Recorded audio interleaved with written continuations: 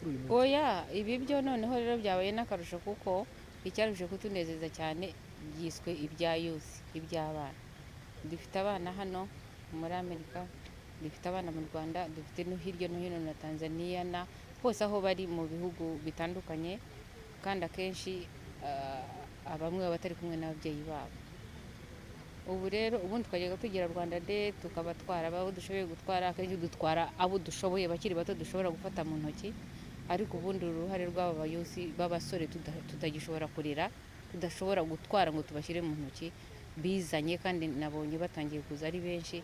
Ni ikintu cyiza cyane cyatunejeje kuko akenshi baburira muri ibi bihugu, bakaburira muri bene wabo, barabinfluencinga, ugasanga akenshi abana babuze ntamenye ko ari umwirabura, ntawe umuzungu, bakaba confused batyo.